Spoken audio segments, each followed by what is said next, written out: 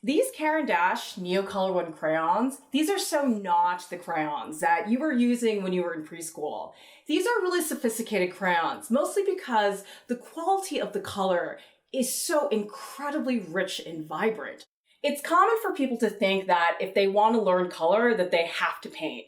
I think a lot of people consider drawing to be a black and white experience because a lot of drawing materials are black and white, like, for example, graphite and charcoal.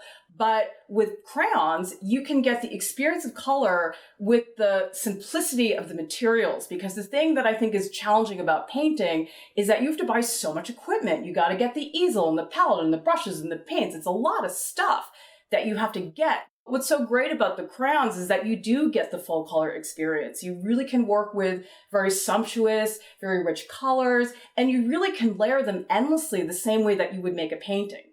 Keep in mind that Caran makes two different kinds of crayons. They have Neocolor I, which is water resistant. So if I take a brush and I paint some water over Neocolor I, you can see that the crayon resists the water. Now, they also make Neocolor II, which is water soluble, so it does get affected by the water.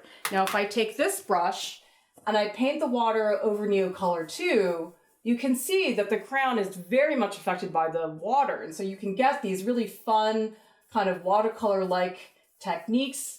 I have found that if I'm outside on a hot day working with Neocolor II and I'm not using water, they do get a little bit softer a lot more quickly than, say, Neocolor I does. So just keep that in mind. I mean, if you have no intention whatsoever of using water, I would just buy Neocolor I.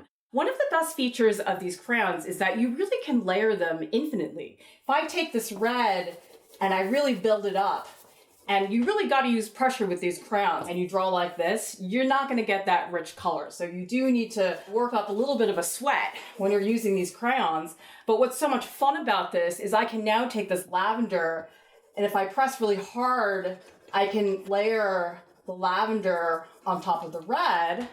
I can go further than that and take this deep blue, put that on top of the purple. I also happen to like using the white crayon a lot because the white crayon, not only is it pretty dramatic, I mean, if I press as hard as I can, you really can get it pretty bright, but also I like to use the white crayon as almost a blending stick. So sometimes if there's an area like this and I want it to be a little bit smoother, what I'll do is I'll take the white and I'll just move it around in all different kinds of directions. And that's a way for me to smooth out that area a little bit better.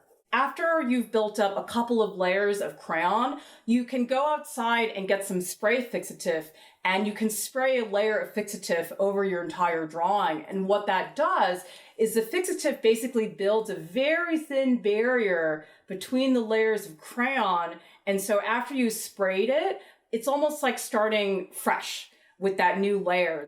As much as I love chalk pastels, one of the things that drives me crazy about them is that chalk pastel drawings are super fragile. I mean, I feel like every time I do a chalk pastel drawing, I feel like if I breathe on it the wrong way, my drawing's ruined.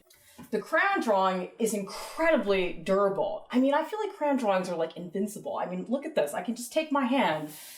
I could do this all day and nothing would happen. You don't have to stress about, oh no, is it gonna get ruined? It's really permanent.